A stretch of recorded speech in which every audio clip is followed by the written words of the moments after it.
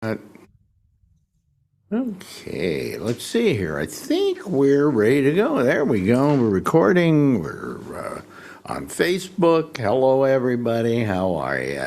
Good to see you.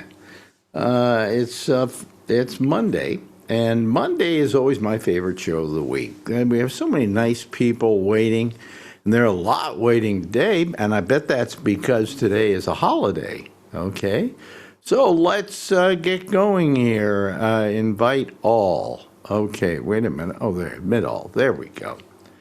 I'm out of it today, and I can't remember how I do anything anymore. I'm trying to plug in a new computer and add stuff to it, and I can't remember how to do it. So, here we go. Oh boy, we got a lot of people here. We got, for beginning, here comes Paula Paula Levin. And let me see here. Oh, there she is, and there's Mike Chisholm, and here's me, and here's all our group. Hello, everybody. Hi. Hi. Hi. Howdy. Hi. Hi. Happy Martin Luther King birthday day. I don't know. I've just I was always a big fan of Malcolm X. So this birthday for Martin Luther King kind of plus we got two less. Well, let's see here.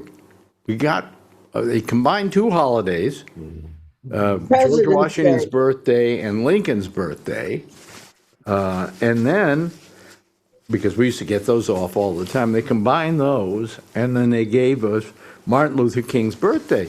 They weren't willing to say, this guy was so great, let's just give another national holiday. But they didn't give another national holiday. They combined two of them into President's Day, and then they did this, and then they built a statue for Martin Luther King that doesn't look anything like him. Have you ever noticed that? Chinese. It was done by a Chinese sculptor, and he looks Chinese. So I don't know. That's awesome. Well, I was always a fan of Martin Luther King. In fact, right down the street we have Martin Luther King Avenue, which is fine, but it is also it used to be known as what do you, you're good at, Francine. What was it named? It was the other name for the street. It's Martin Luther King. Don't remember. Excuse me. That's Malcolm X. Is yeah. There's the statue. Does that look like him, or does that look like some? Oh, jeez. That's just a statue. Yeah. Yeah.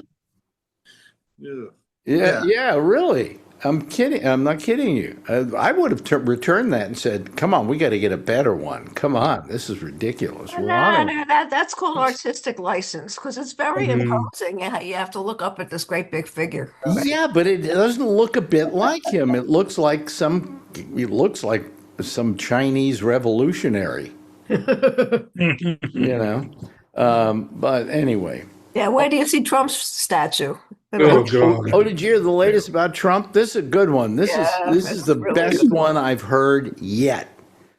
He talked to the Danish prime minister and complained about Norway and said the reason he's doing what he's doing, among other things, is they didn't give him the Nobel Prize. Well, to begin with, Norway doesn't give out the Nobel Prize. Sweden. No, it's Norway. Oh, but well, I'm saying the Nobel Peace Prize places there. The Nobel Peace Prize is given away by the Nobel organization, not by Norway.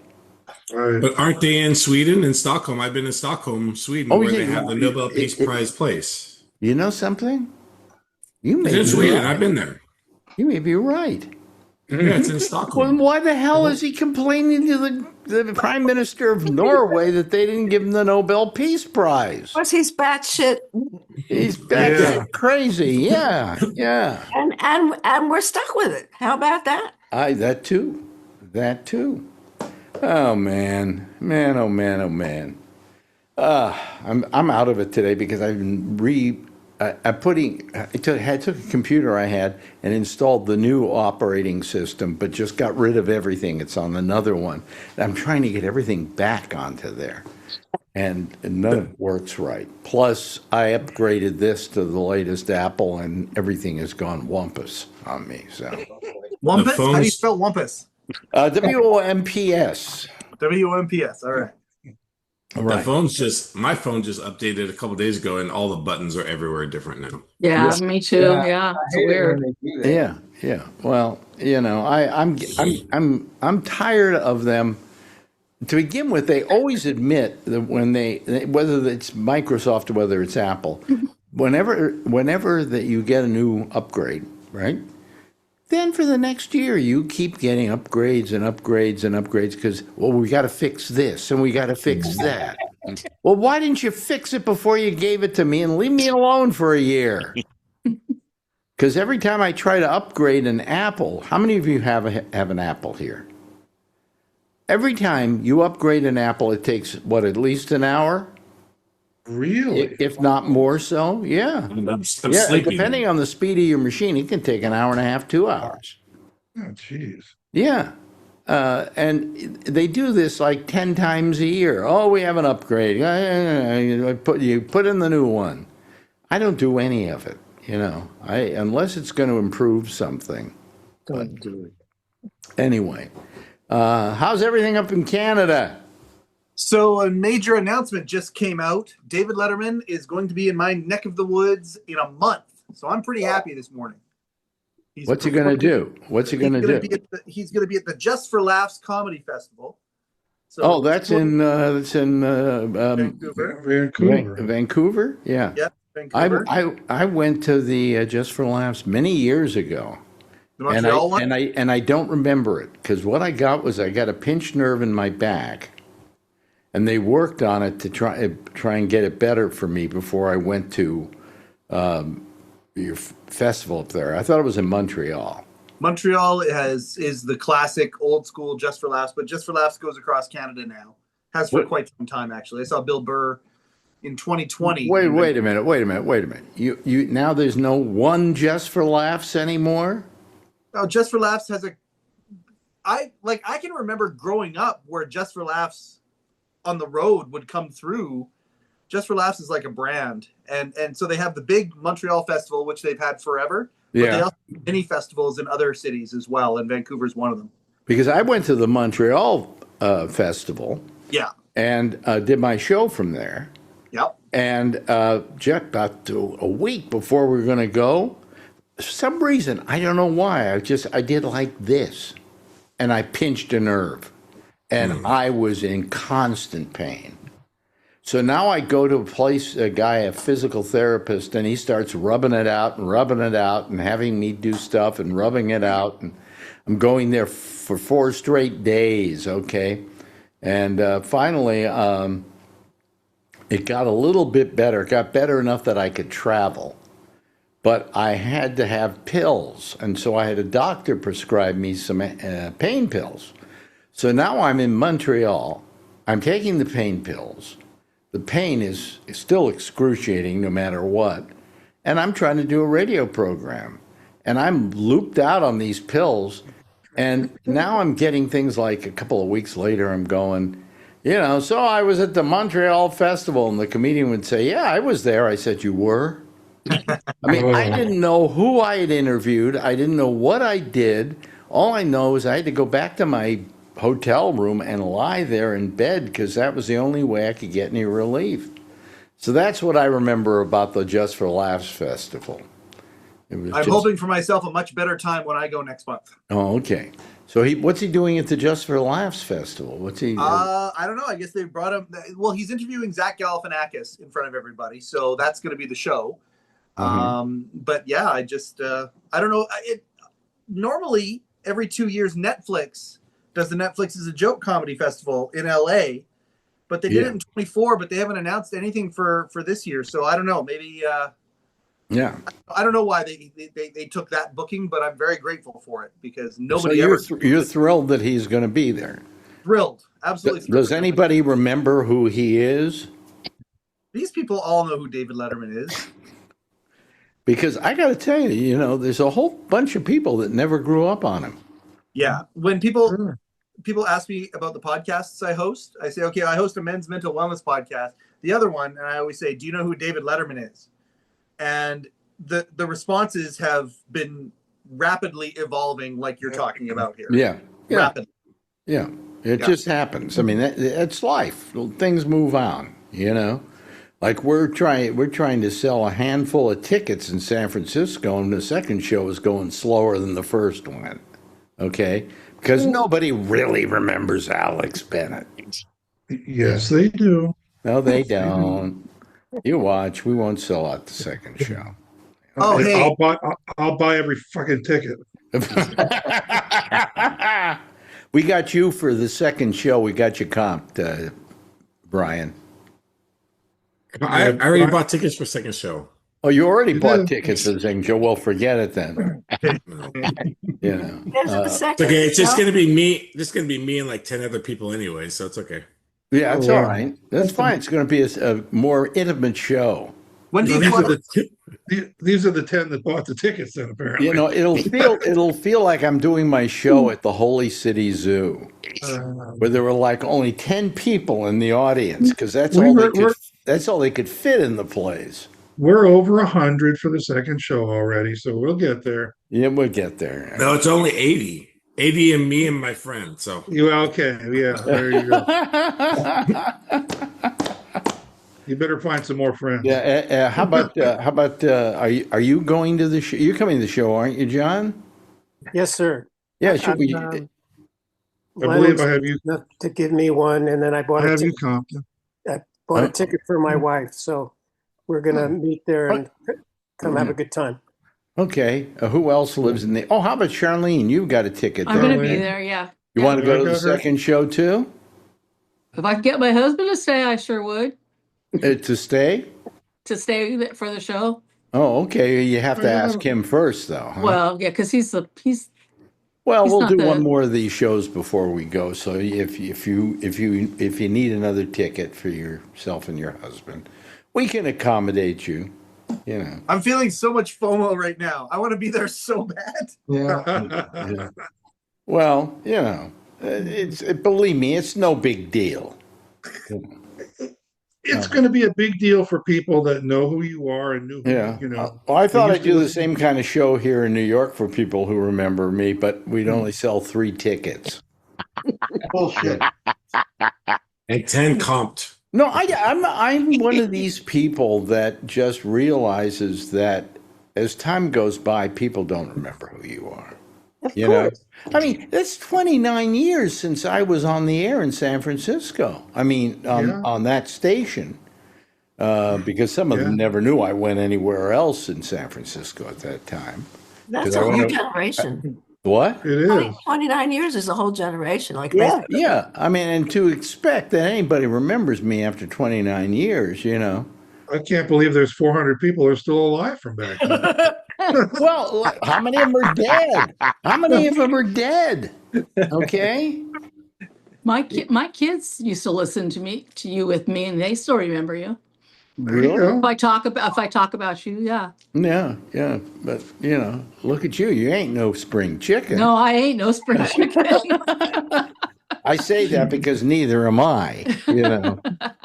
I mean, as I say, my first line when I come out there is going to be, how many people out there are nudging the person next to you and going, "Do I look that bad?"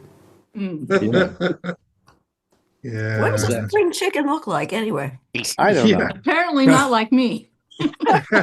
Do I look bad for 86? Or me. Do I look bad? Do I look bad for 86? No, you don't present look Not bad at all. for 70s, No. 60s. you present great. Like Alex at Becky's funeral, like standing in front of everybody, presenting the way that you did. You absolutely knocked the ball out of the park. Oh, yeah. Yeah. 10 years younger minimum is what. Yeah, getting on stage, I have a trouble walking, but I bet when I walk on stage, I walk better than I normally do. Yeah, the Your adrenaline. adrenaline will be going. Well, I remember, you talk about the Letterman show. I remember a show where he goes, because next door they did Live at 5, and they always had some kind of guest or whatever. And he said, "Oh, look who's here, Bob Hope." And they shot the door, the entrance to the studio, and here he is all hunched over like this. And then he goes, "Ladies and gentlemen, Bob Hope." And Bob, he stands up and suddenly he becomes Bob Hope. Yes. And it takes years off, because he just gets that stance.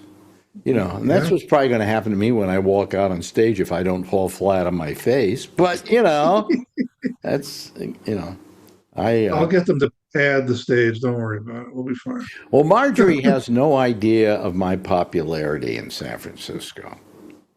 And she has no idea that I ever even appeared on stage. The only time she's seen me was at the Shecky. Shecky, yeah. But she's never seen me in front of an audience that absolutely loves me. You don't have any video of the Breakfast with Bennett's or anything, huh? I do. Oh, you do? Oh, yeah. I have one that we did at Rooster Teeth Feathers that I did some shooting of. I would love to see that. Yeah. And you were one of those, weren't you? A few of them I know I'm got to be in. Yeah. And then I said when what's his name, Bob Geldof sang from Boomtown Rats, I was right front row there. I used to have pictures. I don't know where they are anymore. I can't find them. But I know I've been pictures or something. Did Bob Geldof sang at my show? Yes. See, I don't remember how this stuff.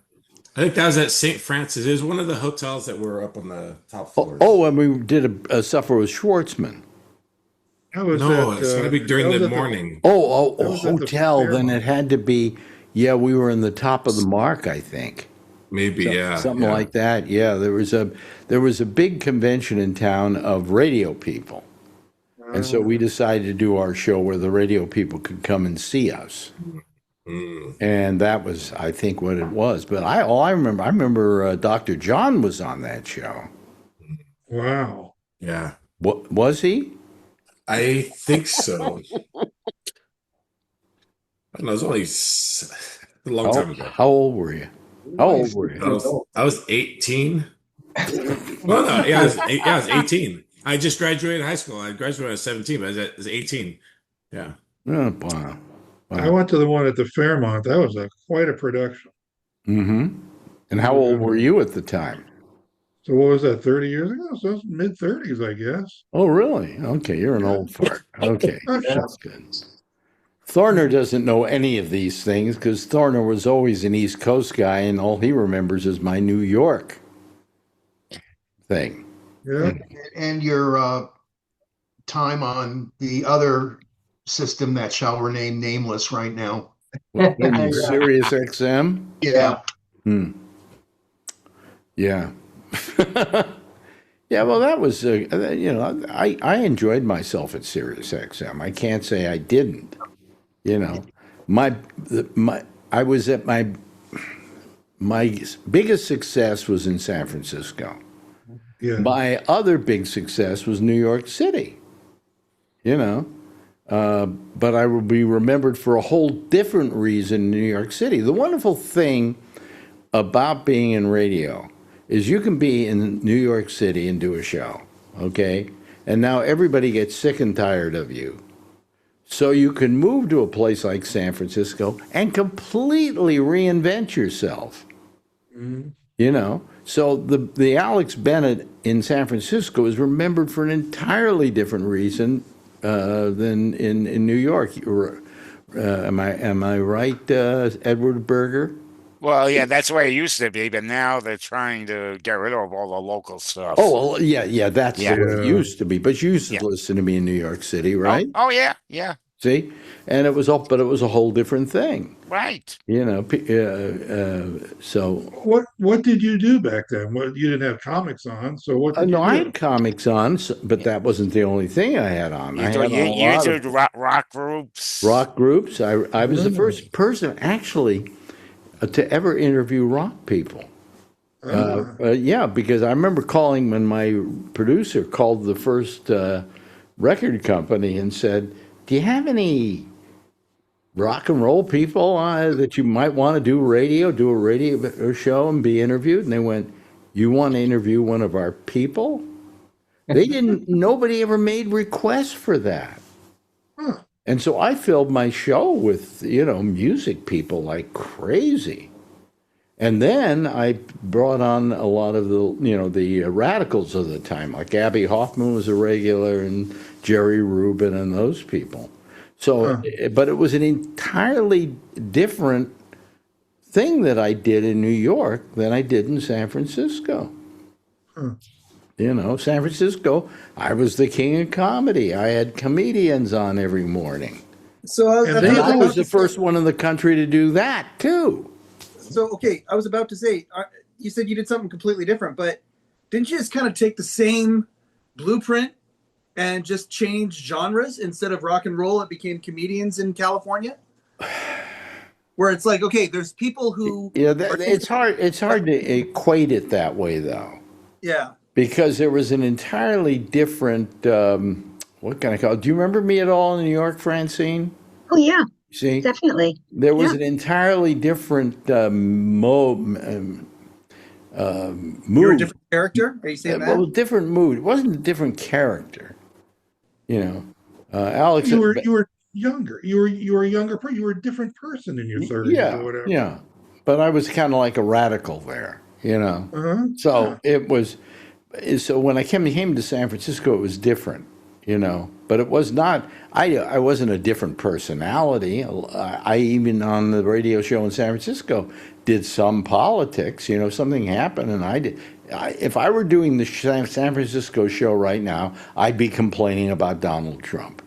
Sure. Okay, just like Jimmy Kimmel runs a comedy show, but he never stops talking about Trump.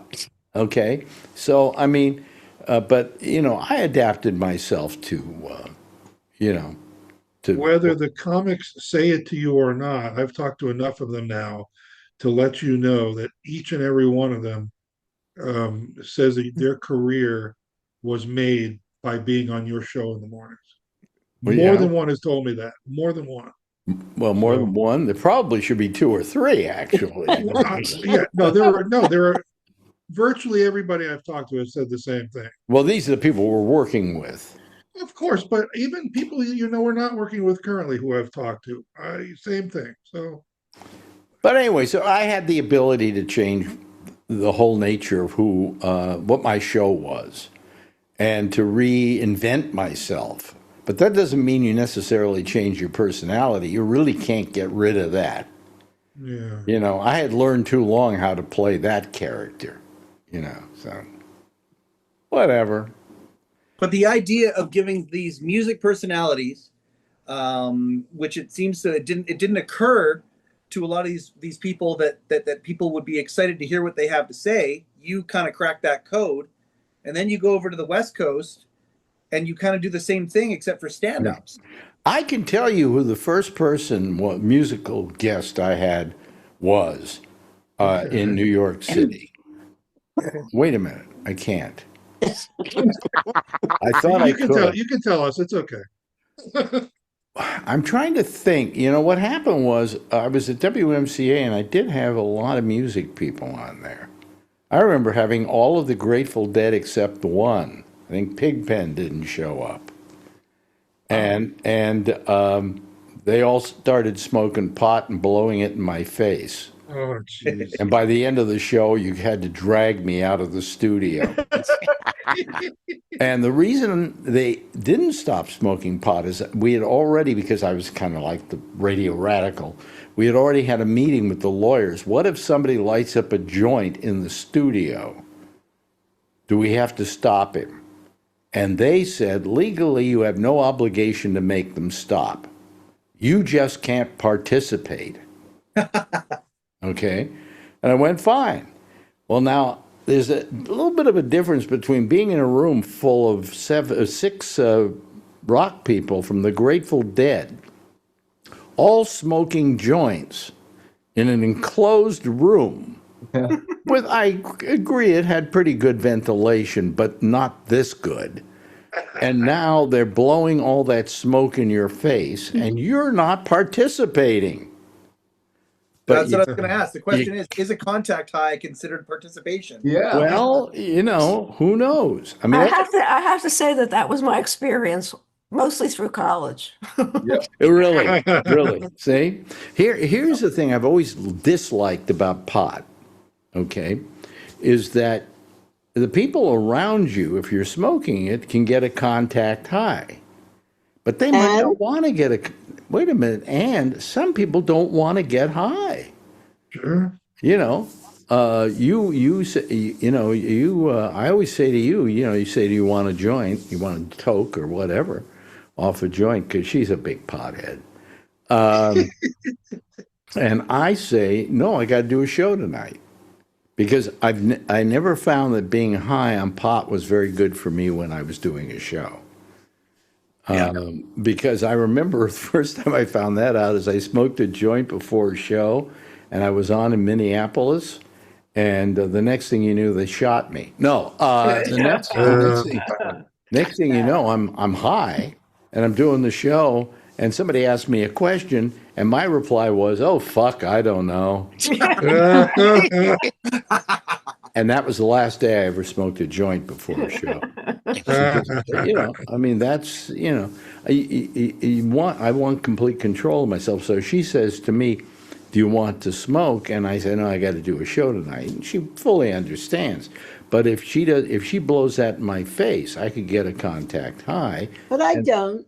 And I don't want to get high. So we walk down the street a lot here in Harlem, and all of a sudden you'll smell some pot.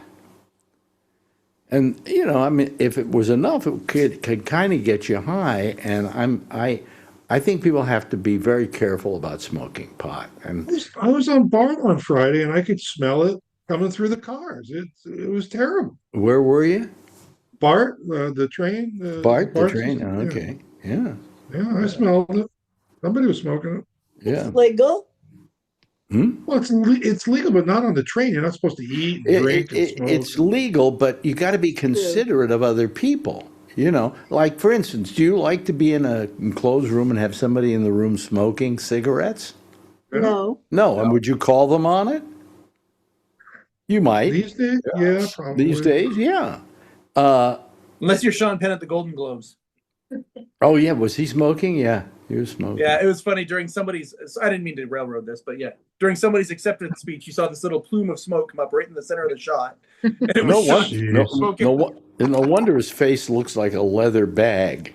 Yeah. I mean, but all I'm saying is that contact highs are a problem, I think, with pot, and so you have to be very careful that you don't invade other people's space with it. Just like people who smoke cigarettes should go out and smoke it outside. Yeah, that's what gummies are for. Yep. Yeah. Yep. Yeah. Although not everybody. I don't know. I don't like the gummies. Oh, I do. Well, because I love them. I'm with Charlie. let me tell you a little story about Marjorie. Uh-oh. Marjorie once got this block of Chocolate. marijuana infused chocolate given to her by a friend who cared. Oh boy. And of course it has, you can break it off and get like one section or whatever. She does the whole thing. She thinks that that's okay. You can just do the whole thing, Well, nobody told me. Nobody told you. She was high for 3 days. Really? All I did was watch television. I didn't talk to anyone. Well, how's that different from now? Anyway. I could smoke a joint right now if you'd like to see. Yeah, go right ahead. Go right ahead. Since you said.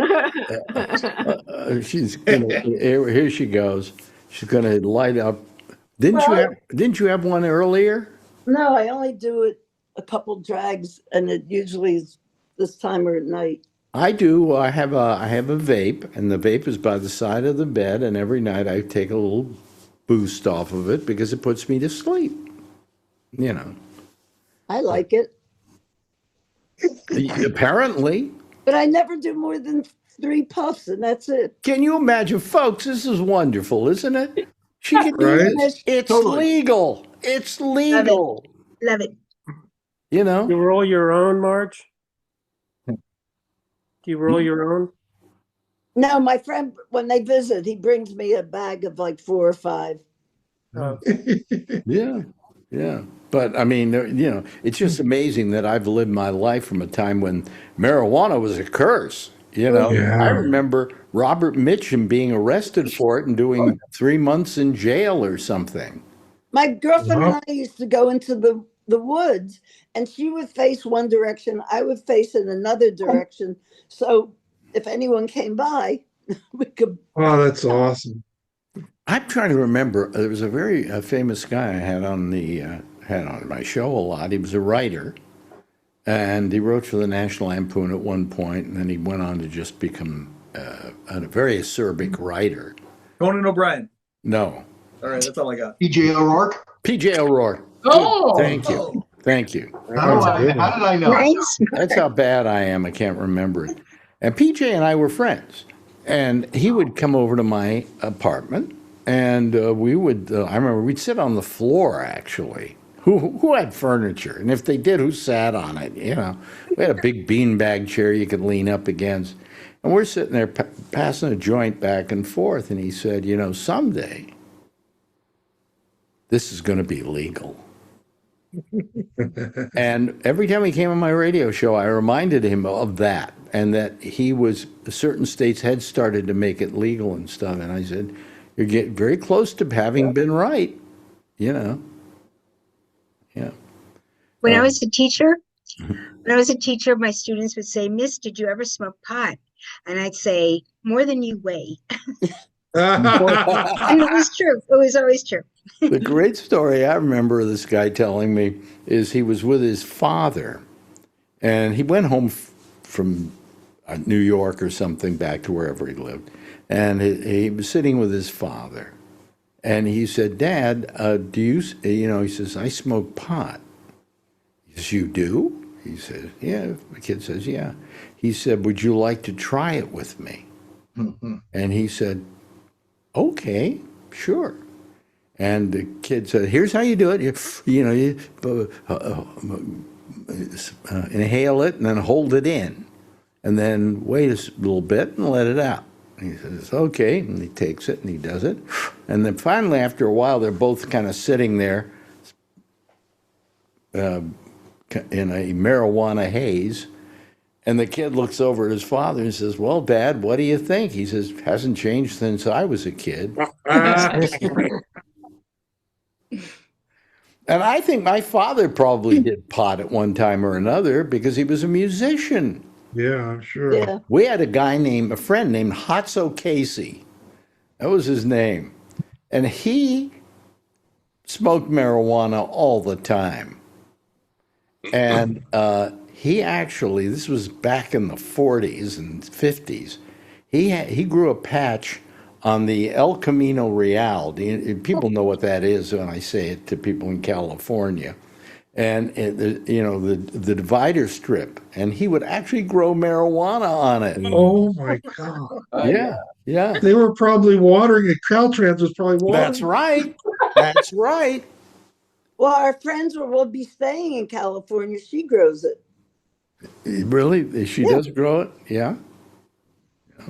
Buddy Love's wife. Yeah. Really, she grows it? Yeah. I used to grow it in a closet. Wow. Oh man, was it a weak looking weed though? It was like these little spindly stalks. It was like they were like if they could talk, they would go, "Would you please help me get some food?" I used to pass a joint in between my parents. Be sitting in their bed watching TV, and I'd pass it through, and they said, "If you ever want to try this, you try it with us first." Wow. And I had no interest in that for a long time. Yeah, it's fun. So they were doing it then, Brian? Yeah. Oh, I love it. Well, it's unusual because my father said the same thing to me. He said, when I was a kid, he said, "If you ever want a drink, just come to me and have it with me. Don't go out and do it outside, until you're an adult." As a result, I never drank after I was 21. I drank more before I was 21 than I ever have since I became 21. So I never had any desire for it because my father said, if you want it, yeah, here it is. I'll make you. What do you want? You know. And when I was in high school, Mhm. I had a bunch of my friends, bunch of girls, were all in my bedroom, Mhm. and we're fiddling around, and somebody jumped on the bed, and the bed just broke. So we all came running out of my bedroom, laughing and screaming, into the kitchen where my parents and two of their friends are Mhm. smoking pot. So I don't know who was more than we were or they were. Oh, I love that. Yeah. But when my parents were doing it, I was only like 8 or 9, and that was like late 70s. So Yeah. Wow. Yeah. Well, I mean, at your age, pot was the question. In my day, alcohol was, gee, when are you going to be able to drink? Yeah. Yeah, sure. I remember we used to go down to a pier in Sausalito and sit on the edge of the pier and keep passing a bottle back and forth between us and just doing it until somebody fell in. Or passed out. Passed out and fell in, yes. So That's fun stuff. that's fun stuff when you're a kid. But I hit 21. And what do I need with booze? It's not wrong for me to do it. So that was it for me. Hello, Jeff. Where are you? Connecticut? What? Florida. Florida. Why can't we hear you? Turn up your volume. Oh, yeah. He always has He's got trouble his- with that earplug. yeah. Yeah. I'm in Florida, Mhm. and I haven't had smoking pot for months and years. And Did you ever, once you had the stroke, did you do it after the stroke, though? we had some then. I mean, was Well, medicinal on any level for someone who had a stroke? No, I had somebody taking medications and this, that, and the other thing. I said, maybe it's time to stop doing all that stuff, unless what the doctors give me. Yeah, yeah. So that's what I In recent years, I'm not much of a pot smoker, am I, Marjorie? No. Yeah. And I only Yeah. I only took 3 puffs, and that's it. That's okay, but you like your pot, you know. I take 3 puffs, and that's it till tomorrow. I know. Yeah. That's You know what I'm thinking? I'm thinking it's interesting that alcohol has like you can grow up thinking that there's something about alcohol drinking like a lady or a gentleman. Like how to behave yourself and drink. And there's nothing like that about pot at all. There's no etiquette at all that I'm aware of, at least. Yeah. I would say that's my drug of choice. Huh? My drug of choice is pot. Well, I think pot is social, very social. People pass it between each other. There is that. There's a social thing about it. There was a social thing about booze. I mean, my parents would be at home, and friends would come over, and they'd make them cocktails. I'll tell you one thing, though, that I definitely think that they keep talking about drugs being dangerous. To me, the most dangerous drug is alcohol. Yeah. It really is one of them. Always has been and always will. And I never felt there's a wonderful documentary Ken Burns did about Prohibition, and it's based on a book. And I read the whole book. It's fascinating how it came about and why it existed. And the fact of the matter is that alcohol consumption, once they ended Prohibition and it came back and anybody could have a drink who wanted to drink, consumption of alcohol dropped precipitously from before when it was legal. Because at a certain time before it was legal, again, when it was made, just before it was made illegal, there was a place, about 2 or 3 places on every block in cities where you could buy booze. And husbands would just come home drunk as all hell, And that's the reason Prohibition came to be, because we had the Women's Temperance Union. Yep. And it was linked to women's suffrage. And the two worked to make drugs illegal. And once it became illegal, women got the vote. Yep. You know, they were all linked together. Fascinating documentary. You know, we're seeing a fascinating documentary today on Sitting Bull. Did you know that Abraham Lincoln had 39 Native Americans hung, executed, mass execution? Wow. He was part of wanting to clear the whole country of Native Americans so that we could expand. And I didn't know that. And it's a whole history. It's really a history about the American Indian out in that area, the Lakotas, and the Shmakotas. I don't know what they are. And the Fagalis. Yeah. But if you get to see it, it's a fascinating documentary. We were watching it on Hulu. It's from the History Channel. So now we're full circle. Yeah, well, I'm telling you, you know, I looked at Marjorie and I went, you know, I always thought this country was crap. I mean, the way we treat people and the way we do things. I said, but it was worse back then. I mean, it was just terrible. They thought of these people as savages when they had probably a very evolved society. It's just they didn't have to put their clothes on much, you know. What were you going to say? Look at even movies from the 40s, all the westerns. Oh, you know, yeah. the modern westerns, John Wayne, you know, like Killing the Searchers. Indians. Yeah. Yeah. What about the like funny cartoons, those kind of things too? Yeah, They were so terrible. What were you going to Those say? movies that Francine's talking about, also a lot of men slapping a lot of women. Searchers. Yeah. Well, in that case, they deserved it. But Oh boy. Oh. no, you know, it's interesting. It's interesting. A lot of things that played a certain way a few years ago don't play well today.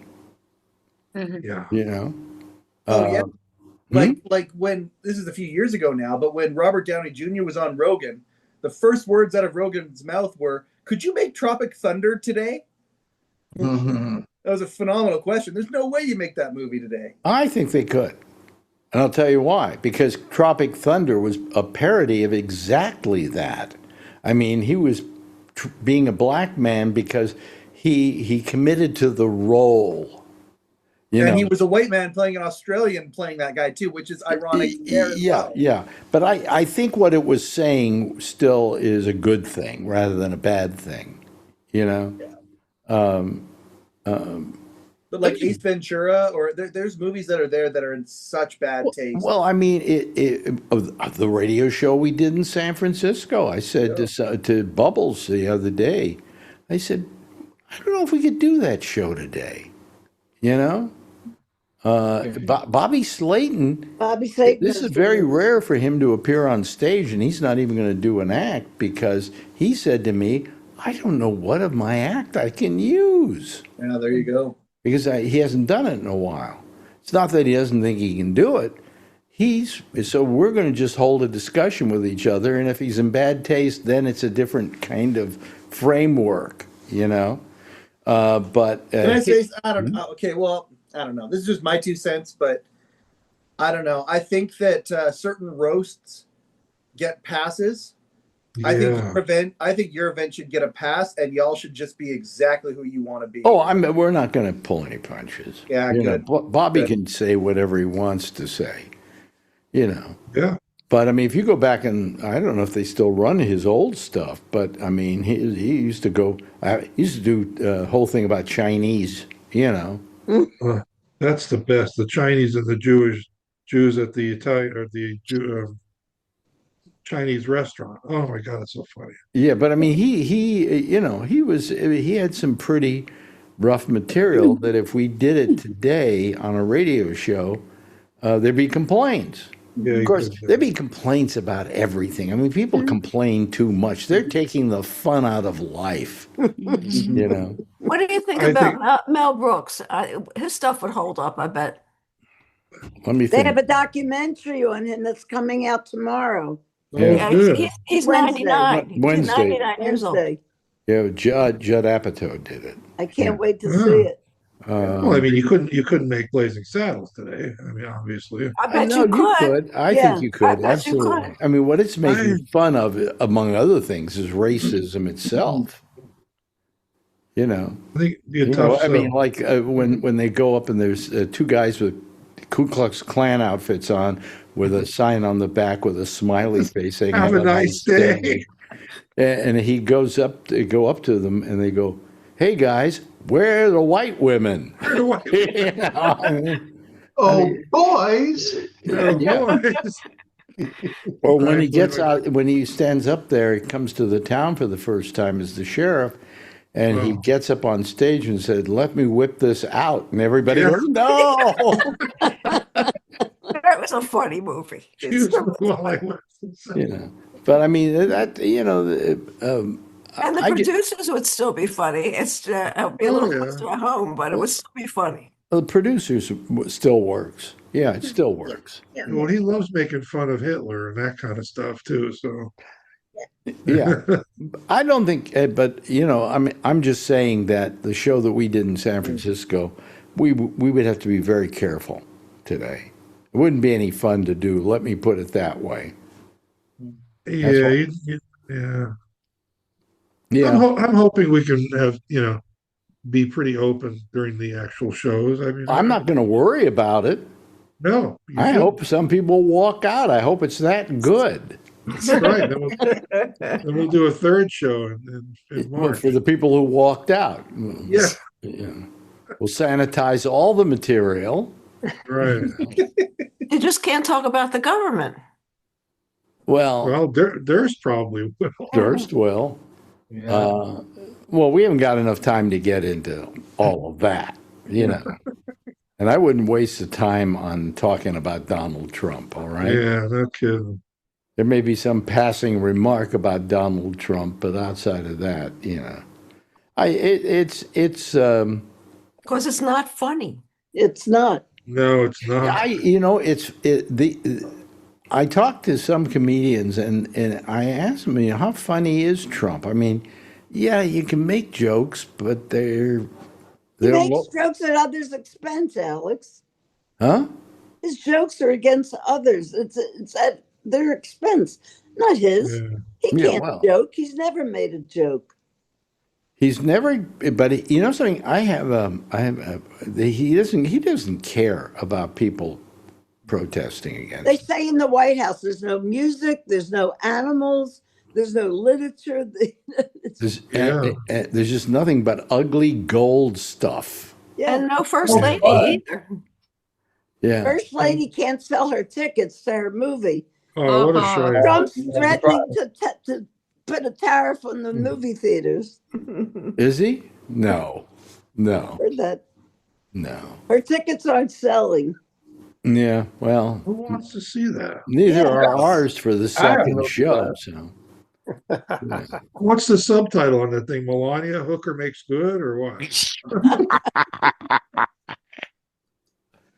Oh boy, I'm telling you, it's amazing.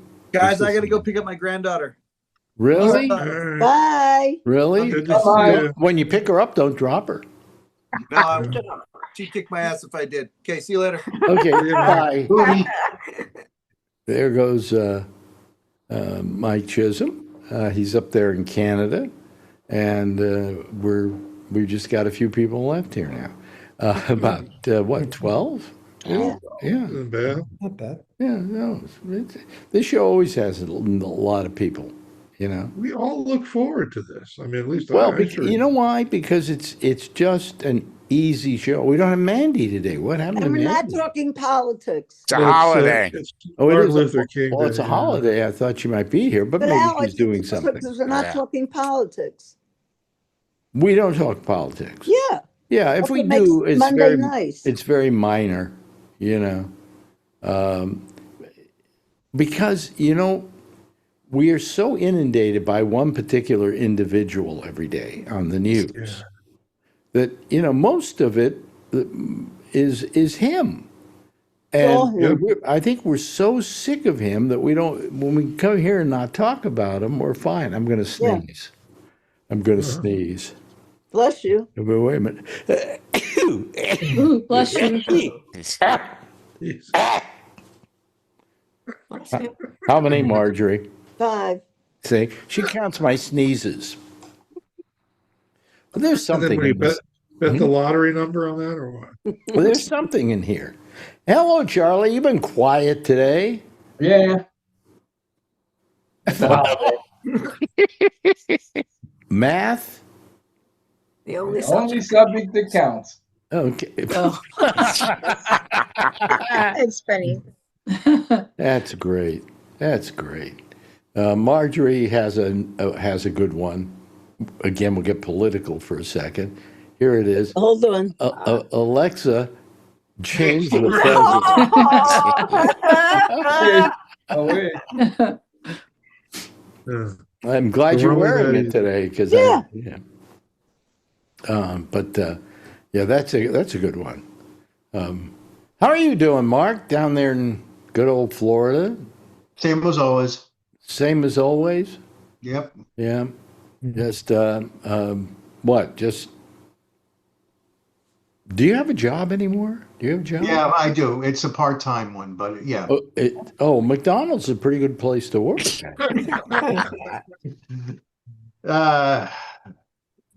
No, the only time I had anything close to that was working at the neighborhood Carvel, but that's all. Really? That could be fun. It was, and it was across the street from the infamous White Castle, made famous from Saturday Night Fever. Wow. Yeah, Where in Brooklyn? in Bay Ridge, Brooklyn, where I grew up. Wow. Really? Yeah. Wow. Okay. All right. Yeah. But you're how old now? 65. Yeah. So you're really of what most people consider retirement age. Yeah, right. That like that's gonna happen. I was born on 64th Street in Brooklyn in 1960, so we were probably neighbors. No, I was on 81st Street. All right. Yeah. So it's like, no, I'll tell you, Len, that one block difference, you'd be surprised. Oh, I believe it. It's like that was like the Mason-Dixon line to Sunset Park, Bay Ridge. You know something? I've always been jealous of kids who grew up in Brooklyn. Why? I've known quite a few people who did. I think we could beat you up. Shecky grew up in Queens. Here's the reason why. You kids had a legacy. You know, I mean, you had teams that you liked here, and when I was growing up, we didn't have any major league teams in San Francisco. We had the San Francisco Seals. That was it. Yeah. And that wasn't a major league team. And so kids in Brooklyn in those days, their heroes lived in the neighborhood with them. Yeah.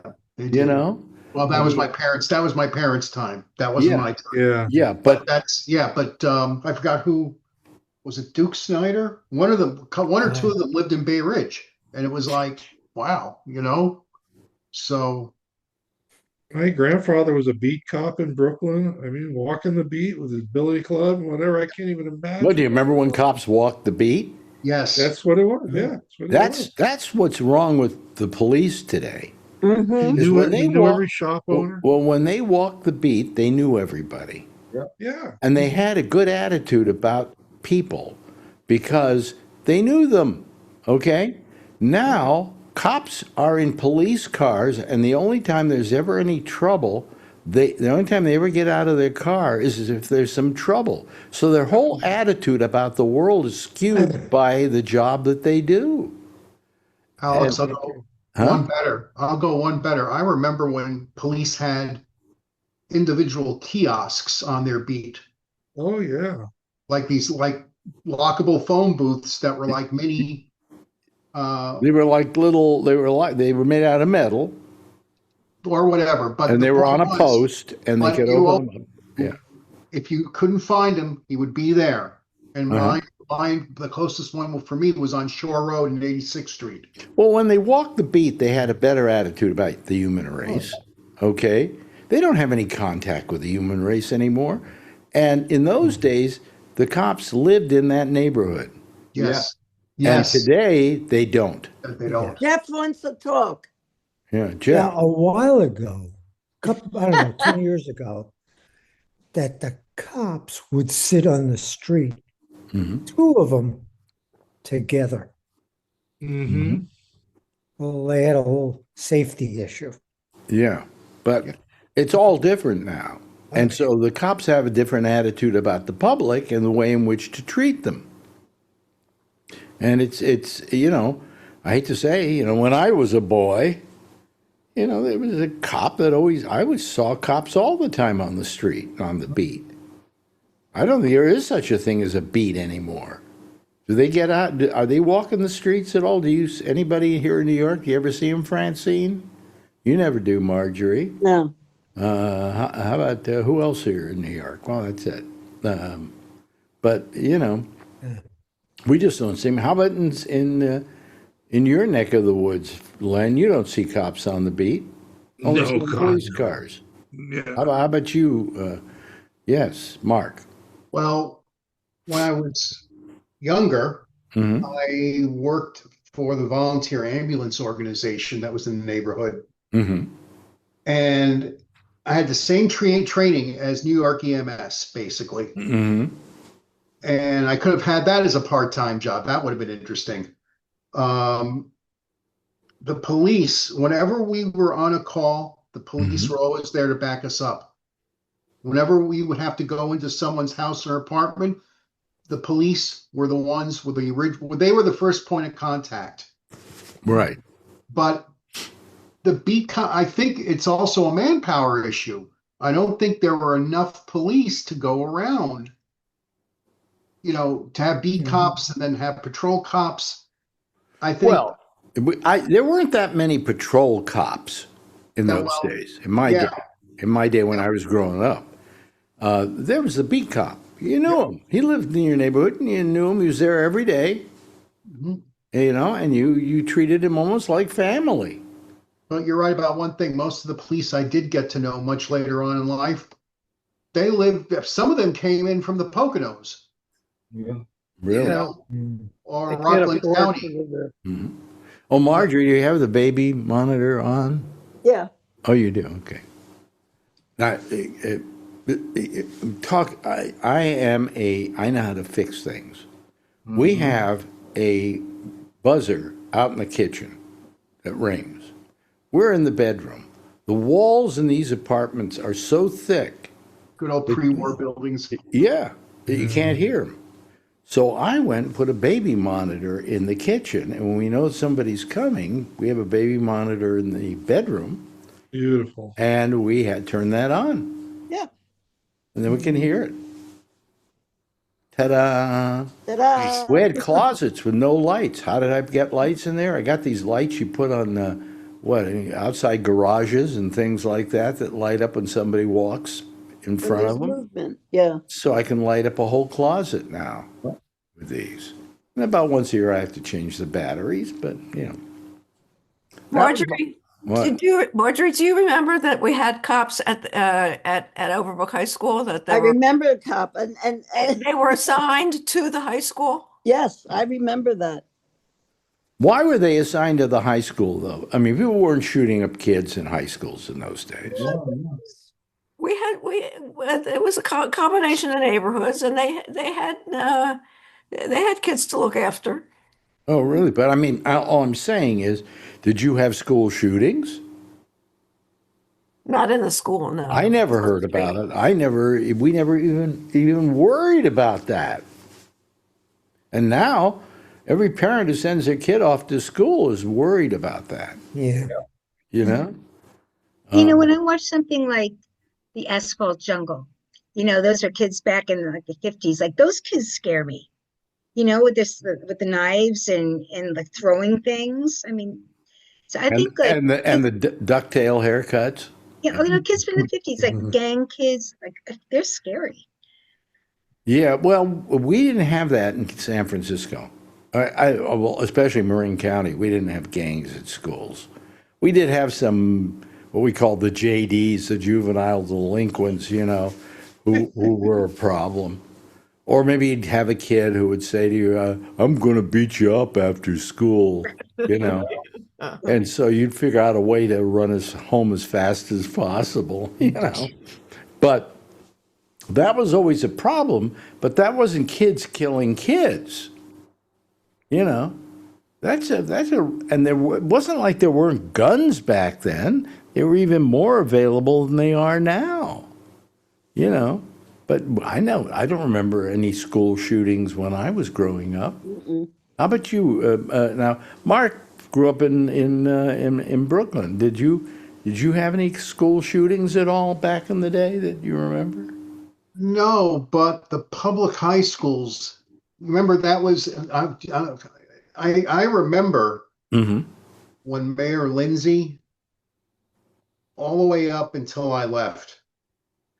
And there were times when there were problems, when public high schools were not a safe place to be for neither student or teacher. Yeah. So stuff happened. They got a thing going on now in the public schools where they have a problem with cell phones because the kids would tell each other when the rumble was going to happen. And so what the school people did was they took all the kids' cell phones away from them, and they put them in the lockers. I think they just did that in New Jersey, didn't they? Oh, well, this is Akron, Ohio. It's here. They took away cell phones while you're in class, But it wasn't a learning thing. It wasn't that they were being distracted and wouldn't learn. It was more because there were the kids with cell phones. Everybody had a cell phone, and they were planning. I'll meet you in some place in school or outside of school. And that would be like what we would have called a rumble. I don't know what they call it now, but that would. Is anybody here a technology person at all? Yes. Write programs? Yeah. I used to write programs, yeah. Used to. Why is it that in all these schools, to prevent kids from using their phones, why don't they have something that jams the cell signals? That takes power. Yeah. That takes a lot of power to do it. Yes, it can be done, but it takes a lot of power. Okay. Okay.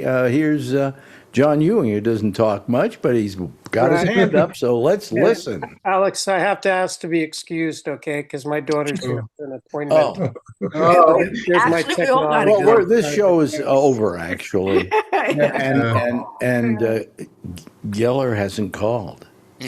Geller hasn't called. Wow, is the sun going to come up tomorrow? Well, the sun will come up tomorrow. Anyway, let's call this quits anyway, because we're running over already. Say goodbye to John Ewing, and we already said goodbye to Mike Chisholm up in Canada. And we say a pleasant goodbye to Charlene Solis. And we say a goodbye to Marjorie. What's for dinner, Marjorie? It's a surprise. It's a surprise. It's a surprise. Yeah. A surprise means we're eating whatever we had yesterday. Okay, that was left over. Let's see here. Francine, thank you so much. How are things going with you? Doing readings and things like that? Yeah. Yeah? She's a poet, folks, and a good one, too. Thank you. Very good. Very good. Charlie, Yep. You've been quiet today. Well, it's Monday. Well, MLK Day, he doesn't need to talk. He's excused. Well, it's MLK Day, so as a black person, I have to thank you for your service. And Mark Thorner, thank you so much for your participation today, as well as, of course, our old friend Len LaFrisco. Paula Levin, thank you so much, dear. Good, always wonderful having you here. Brian Neary, terrific. Is this the week you're going to finally get a job? I had a big interview Friday that went very well. So. Oh, okay, good. But that doesn't mean anything. I think they all go well. So, well, yes, you're a very competent person, you know.